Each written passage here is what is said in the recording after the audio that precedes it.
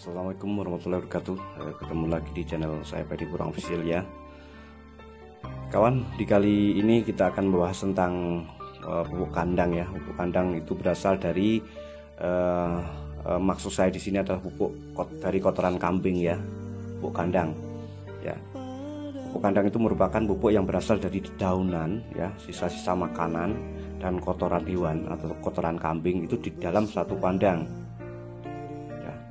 Biasanya para peternak seperti ini di daerah kami menyebutnya membuatnya menumpuk ya, membuatnya menumpuk hingga berbulan-bulan dan bahkan hampir 1 tahun itu dalam suatu kandang ya, dalam satu kandang ya. Jadi ketika hijauan dimakan kambing, kemudian sisanya itu jatuh ke bawah ya, kemudian bercampur kotorannya kambing tadi dan itu akan menumpuk ya. Biasanya sampai berbulan-bulan, bahkan ada yang lebih dari 1 tahun ya. Setelah pupuk kandang menumpuk, biasanya itu langsung dipindahkan kambingnya tadi ke kandang yang baru. Jadi kandang yang lama sudah tidak dipakai karena sudah posisi tinggi. Di situ barulah pupuk tadi yang menumpuk tadi dibongkar ya, dijadikan pupuk ya. Jadi kotoran bersama rumput-rumput yang sudah mulai tinggi, kemudian di dalamnya itu sudah jadi kompos ya, dan itu dibongkar dan siap untuk dijadikan pupuk seperti itu. Pupuk kandang berperan penting sangat untuk memperbaiki sifat-sifat ya, kimia biologi tanah ya. Jadi banyak komposisi di dalam pupuk kandang atau pupuk kompos ini banyak sekali. Jadi unsur hara yang terdapat pada pupuk kandang luar biasa kawan ya. Secara umum mengandung unsur hara makro seperti kalium ya, kalsium, nitrogen juga ada, magnesium dan fosfor.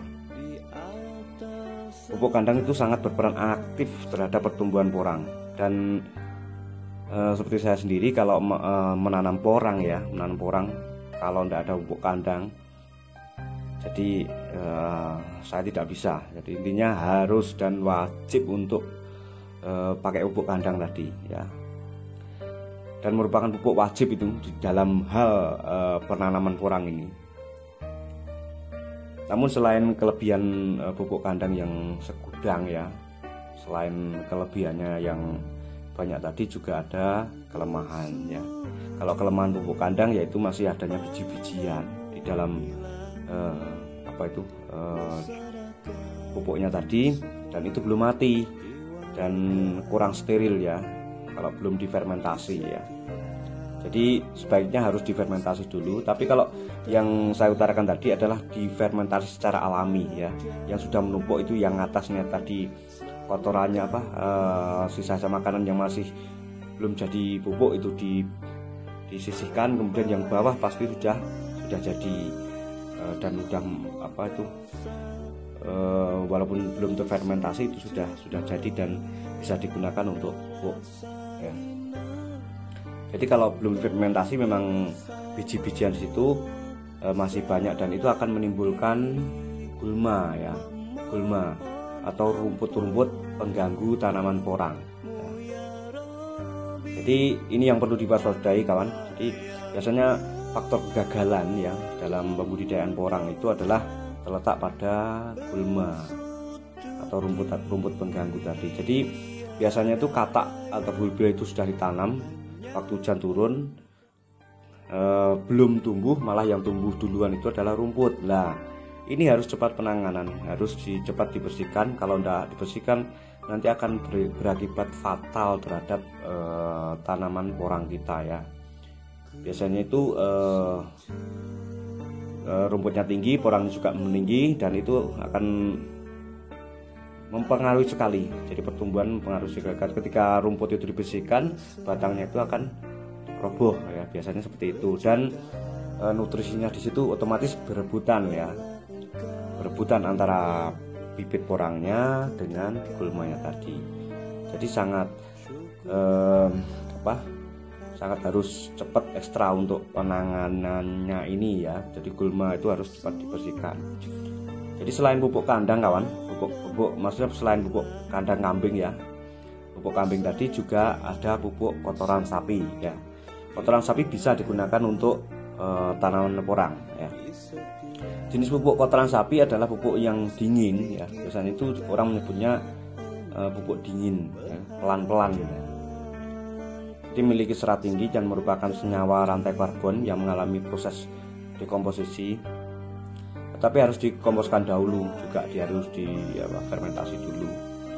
Nah, tidak bisa langsung misalkan panas terus langsung dipupukkan gitu, tidak boleh ya. Atau yang masih segar. Biasanya itu di daerah kami itu sampai menumpuk sampai berbulan-bulan hingga bertahun-tahun juga sih, seperti itu ya. Jadi kalau yang sudah diambil, ketika diambil pupuknya itu yang sudah mapyur ya, kalau orang Jawa biasanya mengatakan mapyur, atau sudah gembur, atau suhunya sudah dingin ya. Dan ketika dipegang ya, maksudnya dipegang kemudian dicium itu tidak berbau. Nah, dan ini sudah bisa disebut pupuk sudah jadi dan siap diaplikasikan di tanaman porang tadi. Jadi tujuannya adalah bersinergi kawan. Jadi selain dari pupuknya kita dapat manfaatnya dari kotoran kambingnya, jadi untuk peternaknya sendiri itu dapat manfaat. Yang semula itu dibuang, kemudian tidak dapat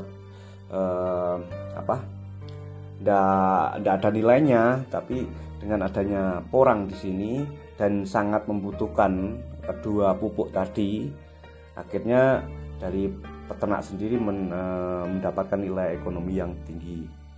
Jadi nanti bisa bersinergi antara peternak dengan petani porang ya. Demikian, kita sambung di video selanjutnya dan tetap